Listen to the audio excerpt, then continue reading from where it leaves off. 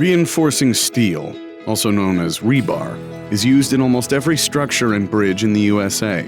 It is placed in concrete to provide the additional strength that is needed to carry loads. While over 30% of the total amount of reinforcing steel used is in bridges and roads, it is also utilized in a wide variety of building construction, such as offices, healthcare facilities, single and multi-family dwellings, and schools. These structures are commonly built of steel-reinforced concrete to provide strength, security, and durability. There's a lot of benefits in reinforcing steel, especially when it's partnered with its natural material, concrete.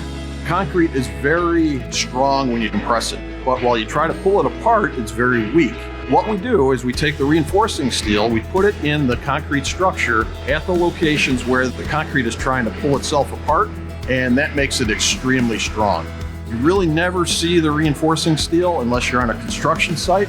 It's sort of like our skeletal system. It holds everything together and you wind up with a very strong, resilient structure. Architects really like to specify reinforced concrete because it brings out their imagination and it actually can be done, as opposed to other materials where it's not so easy to do. That's one of the really inherent qualities of reinforced concrete. You can form it, shape it any way you desire. There's a lot of natural resiliency built into reinforced concrete. If you look at the wildfires that have occurred lately, you look at all the devastation that happened, and the only structures that were left were those which were made of reinforced concrete. So it has a natural ability to resist fire. Also very resilient with respect to wind and tornadoes. Same with earthquakes. Overall, there's a natural redundancy to a reinforced concrete structure that makes it very sound and stable under any natural disaster condition. As natural disasters such as hurricanes, tornadoes, and wildfires are becoming more intense and destructive, resiliency has quickly become a pressing topic of discussion. Furthermore, a majority of America's roads and bridges have reached the end of their initial design life. The U.S. spends far more each year repairing existing roads and bridges than building new ones, according to the Federal Highway Administration. It is estimated that between 2016 and 2025, each American household will lose $3,400 every year due to infrastructure deficiencies. The use of steel-reinforced concrete solves both of these issues with economical solutions.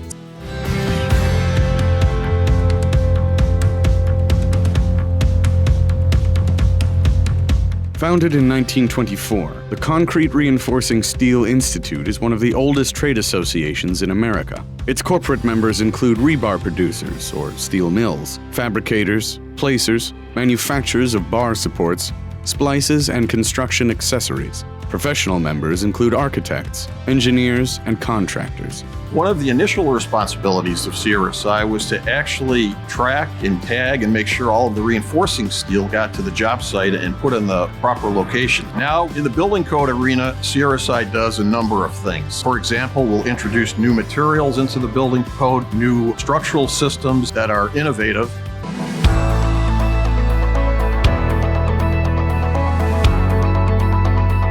The CRSI Education and Research Foundation has long been an advocate for education in the reinforced concrete industry. With the current shortage of skilled labor in America, they are adding support for technical and trade schools, as well as universities. One of the things that I really enjoy about working with CRSI is not only the members, but our staff. We work together well as a team. We have a clear understanding of what the needs are for the industry in general, and we produce things that are fun and exciting for everybody to use.